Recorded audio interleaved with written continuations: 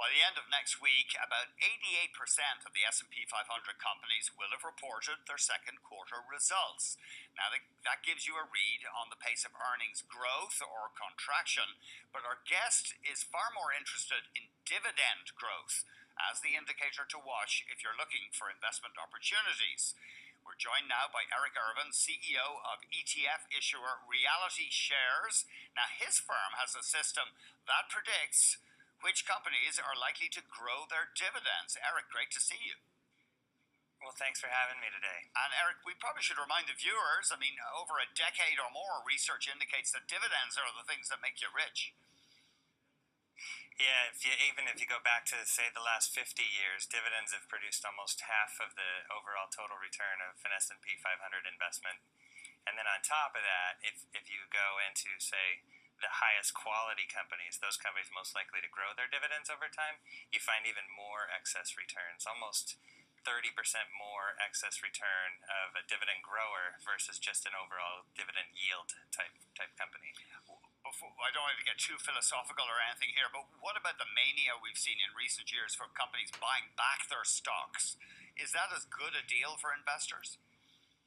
Not exactly. We believe that the reason that we focus so heavily on dividend growth, and that's our sole focus, is dividends are real. You can't fake a dividend. A share buyback program, you could start, you could stop at any time you want. In fact, one of the things that we find most telling in a company's ability to continue to grow its dividends is if it also has a share buyback program. Because when they do fall on hard times, the buybacks are the first thing to go, but the dividends stay. Right, because it's so visible. Yeah, that's right. So give us an idea. Have dividends been growing at a decent pace in recent years for the S&P 500? Yeah, in fact, the last 5 years we've seen record dividend growth, or at least record pace of dividend payments on the S&P 500 as a whole. This year it's up around 2.5%.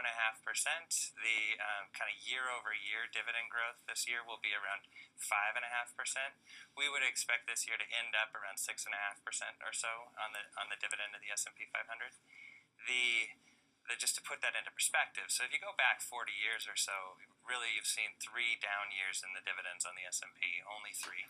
And the average has been around 6.5% dividend growth, so very stable in terms of the growth of the dividend.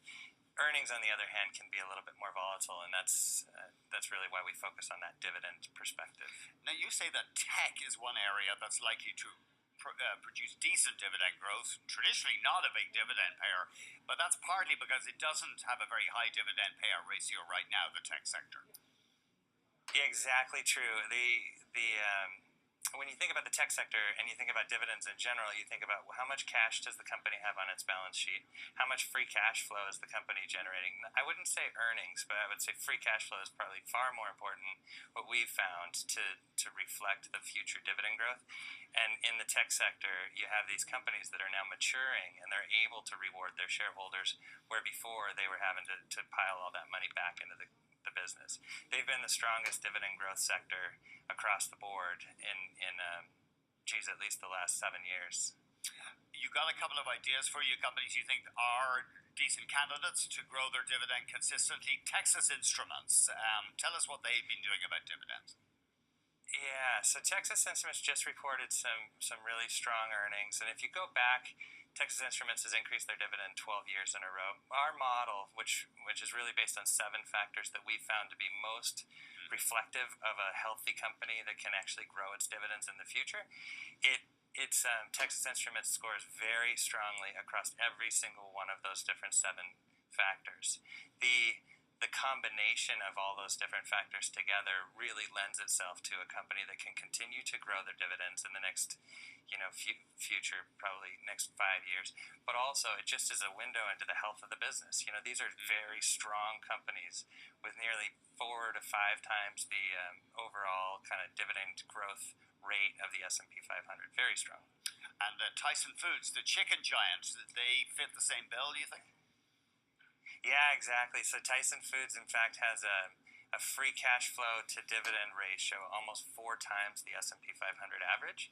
Again, it's far more important to look at the free cash flow as opposed to the earnings growth, or as opposed to the earnings, because earnings, again, can be a little bit uncertain at times or suspect. But if you look at that free cash flow to dividend ratio, in Tyson's case, very strong. It's almost 1,100%. So they make 1,000% more in earnings growth in earnings than they do in dividends. Now we're tight for time, but you do have a dividend growth ETF out there. Its stock symbol is DIVY. Could you give us a quick idea of how it works? Yeah, if you think about it from the perspective of either a financial advisor or an individual client who's looking to de-risk some of their portfolio, which right now we think is a very good idea, and looking for an alternative to fixed income, what DIVY does is it captures the growth rate of the S&P 500 dividend. So not the stock price, but the growth rate of that dividend, which is why it's so important to know that dividends on average have grown 40 out of the last 43 years at about 6.5%. Divvy is seeking to capture that growth without all the volatility that you might face in, say, a bond portfolio or in even an equity portfolio. Fascinating stuff, and thanks for reminding us of the importance of dividends. I think we do tend to gloss over them too much. Thanks very much, Eric.